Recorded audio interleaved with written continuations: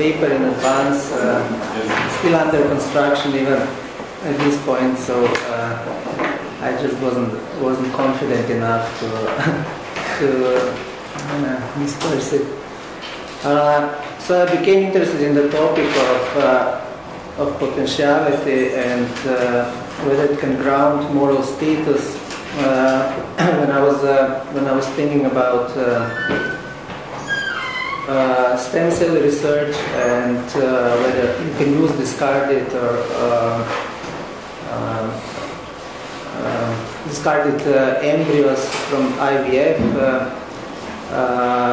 for research purpose and so on, and so there I saw that the opposition to this kind of practice comes from two sides. One is from people who think that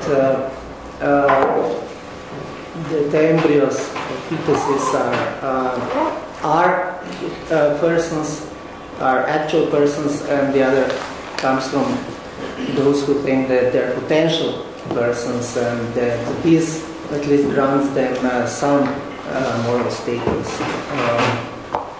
in the sense that we can't just do whatever we like with them, or that we can't use them for our purposes or to ensure benefits for someone else. And I'm still not, I mean, I have this hunch that there's something wrong with this kind of arguments that appeal to the potential, the valuable potential of fetuses or human embryos. Although I'm not quite sure whether I've managed quite to identify the flaw.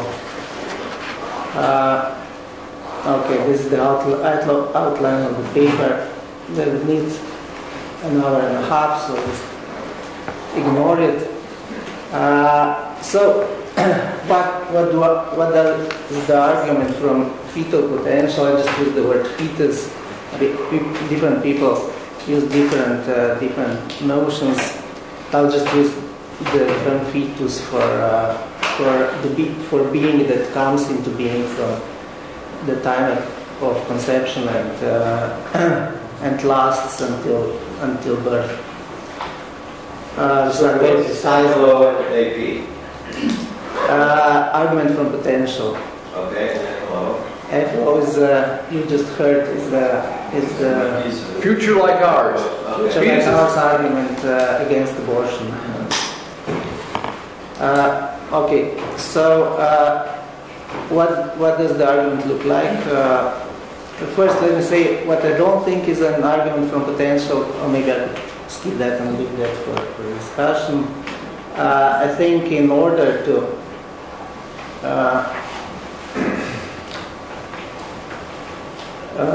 for an argument to qualify as an argument from potential, you have to treat fetuses differently from adults, and whatever feature or property you think grounds a moral status of adult human beings must be potentially possessed by fetuses. Whereas I think in Professor Mark's argument against abortion, fetuses qualify as bearers of the right to life because they are equal in morally relevant respect to adult human beings, namely in that they also have futures of value or valuable future life. So that's why I think, but it's really only a debate about labels, not very substantial. So this is the argument from fetal potential then. It's wrong or impermissible to kill an innocent person for someone's personal gain or benefit or just for fun. There are people like that as well. All innocent persons have a moral right to life. This is a different formulation that comes to the same.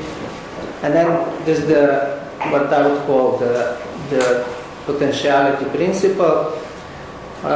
This is under premise 2. Since all innocent persons have a moral right to life, all potential innocent persons also have moral right to life, or it should be probably put in a form of a conditional. If innocent persons have a moral right to life, then potential innocent persons also do.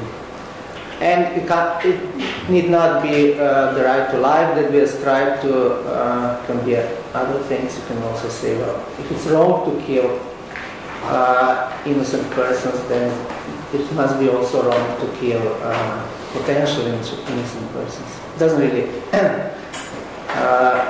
not much depends on how you formulate it. Then the human fetus is a potential innocent person. The third premise, and from which it follows that human fetuses have a moral right to life, or that it's wrong or impermissible, seriously wrong to kill them.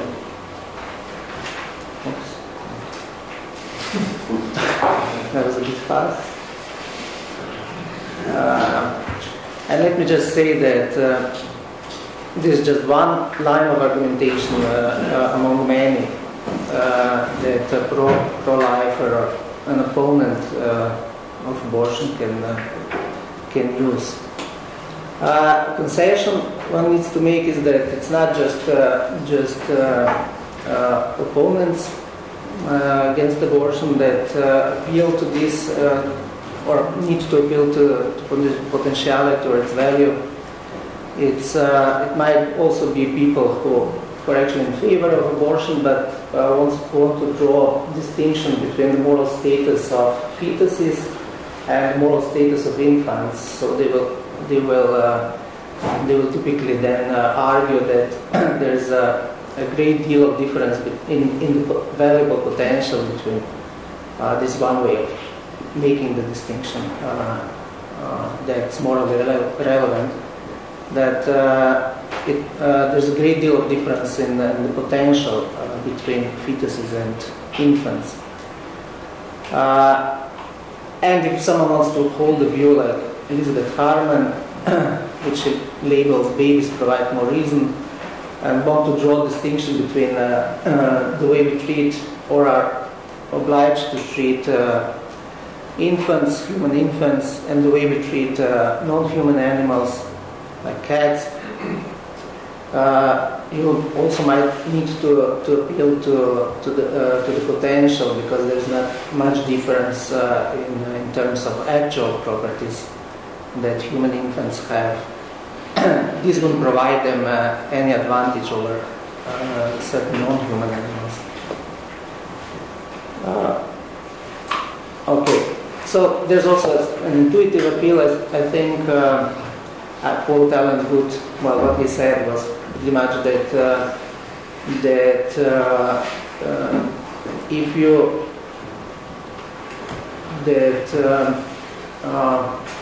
ignoring or wasting the potential of infants to become rational, autonomous, and free agents just shows bad respect for the capacity of rational and free agency. And there's, I think, intuitively something inconsistent in finding something valuable, but at the same time believing that it's okay to destroy the potential for this valuable thing without justification or for no good reason. So what I'm saying is that it shouldn't be just dismissed outright, appeal to potential. We need to really find a weak spot in the argument. Nevertheless, the notion of potential, I think it's, I don't know how much you've thought about it, but it's really hopelessly vague and ambiguous. And we say things such as Prince Charles is a potential British king, the lump of clay is potentially a statue, students of medicine are potentially medical doctors. Some people, this is actually from a scientific book, even claim that all men are potential rapists.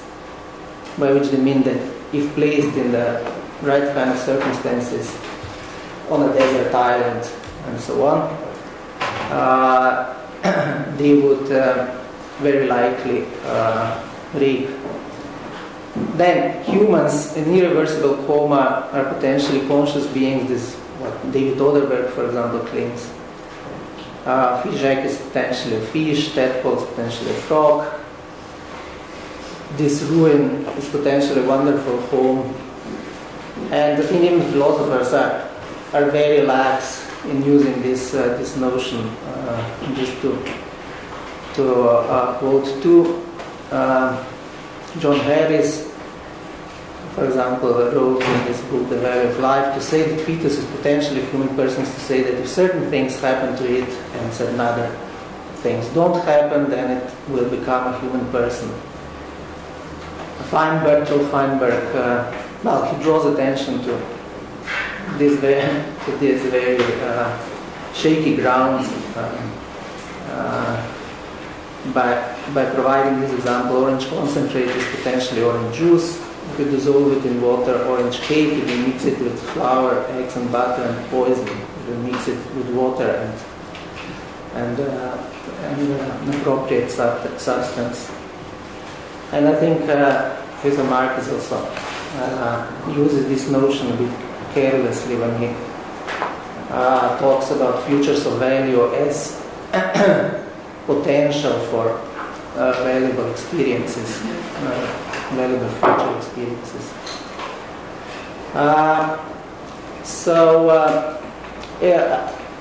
It doesn't seem to me that the notion of potential is precise enough for philosophical investigation, and its meaning really ranges from mere logical possibility on the one side to physical possibility, or the possibility that's grounded in what Professor Marx called actualities and the laws of nature. Can we somehow pin it down? In my abstract, I put emphasis on this ontological or amateur ontology that I tried to investigate. So the idea is to see whether we, first of all, need this notion at all. Is there any theoretical need for the notion of potential? I don't see it. I mean, it plays a very determinant role in Aristotle's metaphysics, and he primarily uses it to explain change, and particularly substantial change is the change of one sort of thing to another. To solve this riddle, how can one sort of thing become something else? But if you look at what the explanation comes down to, I think there's really not much. In the case of fetus turning into a person, for example, it's really not enlightening or informative at all. So what it comes down is saying something like fetus is a potential person if the person is the actualization of fetus's potential for personhood. I think this is really non-informative. A change from a fetus into a person is the actuality or the process of becoming actual of the fetus's potential for a change or for being a person. I really don't understand this change any better if I'm told something like that. We can then try to give a more determinate, precise meaning to this notion, and let's say we can designate causal powers that the fetus actually has in virtue of its constitution or nature to develop in certain direction or to undergo certain changes or to produce a certain outcome. And then the idea would be to look whether we can find in the ontological space a category that fits well these descriptions. So I ruled out the idea that this is that potential is identical to pure logical, mere logical possibility. And then there are just two more options, I think, that it's a metaphysical notion, which is the route that David Oderberg takes following Aristotle, and then there's the possibility of, or the alternative of treating it as an empirical category. And then there are different options. And I think the one that proponents of potentiality would probably want to go want to take is aligning potentiality to dispositions or meta dispositions. Okay, I'll skip this. I think this is hopeless. The idea that this is a metaphysical notion devoid of any empirical content, and that all human beings are in virtue of their essential nature potential persons, regardless of whether they can actually actualize this potential in the actual world or not. Okay, so the alternative then, as I said, how much time did I spend? You have 5 minutes. Is to treat potential, as I said, as a disposition or a meta disposition. So here's an example of a meta disposition in relation to a disposition. Linguistic skills.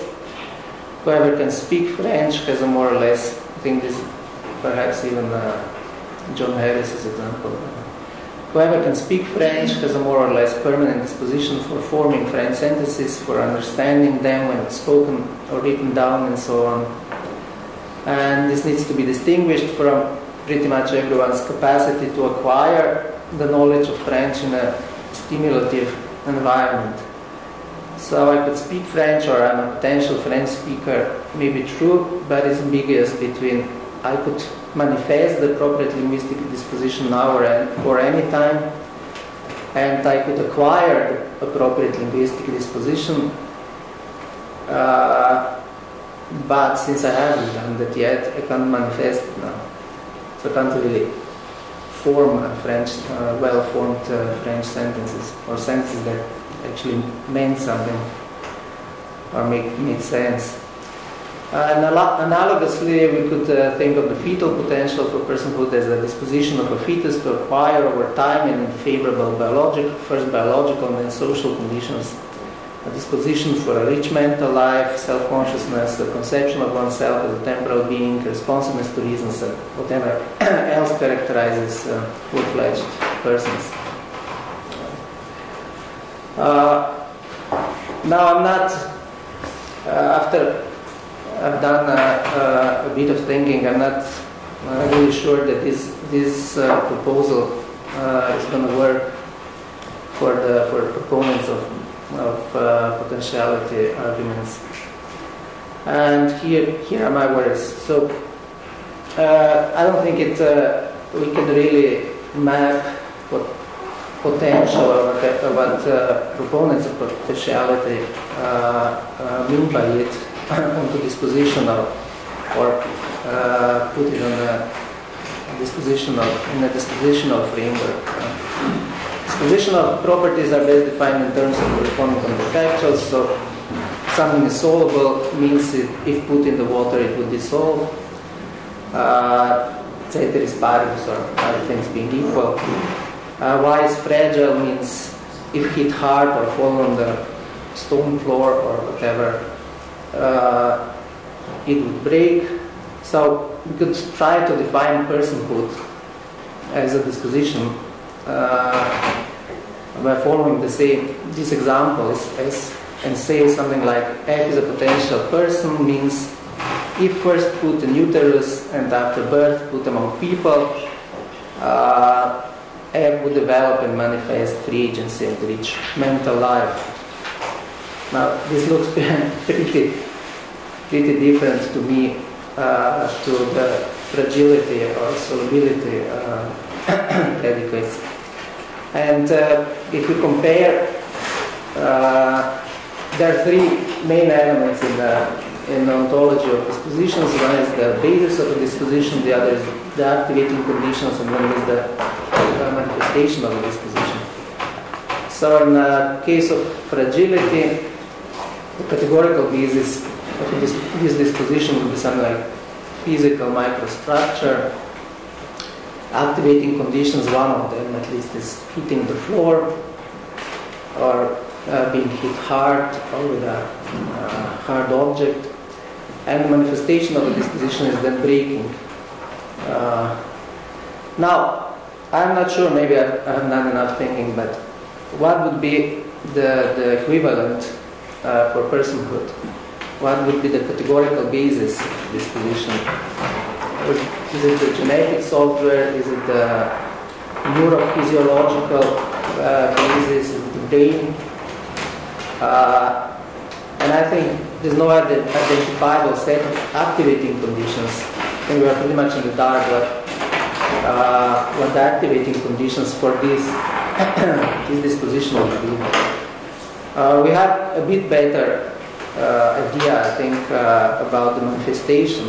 It would be free, or examples, instances of free and autonomous agency, perhaps deliberation, self-consciousness, occurrent I thoughts and stuff like that, that would manifest this disposition. But I think at least at the first sight, the comparison isn't very promising of this way of going. It is difficult to say of a disposition to be or become a person, both what its non-categorical basis is, what conditions activate it, and what counts as its manifestation. And I don't think treating it as a meta-disposition, a disposition to acquire a disposition for these kind of things is going to be any better. Okay, there are other problems with APA, with arguments from potential. I think it's difficult. It doesn't really provide that kind of scope, because you cannot show that all fetuses will be morally protected against destruction. Only those with the right kind of potential. I think it doesn't really establish the claim, the conclusion with the appropriate normative force. I think it, because it tries to derive normative or deontic conclusions, that it's wrong to destroy a fetus from evaluative premises that fetuses have a valuable potential. So, for that reason, I wanted to treat two proposals for how to bridge this gap between the evaluative premises and deontic conclusions. One by Oderberg, the other one by Bertha Maninen, but obviously I ran out of time, so thank you.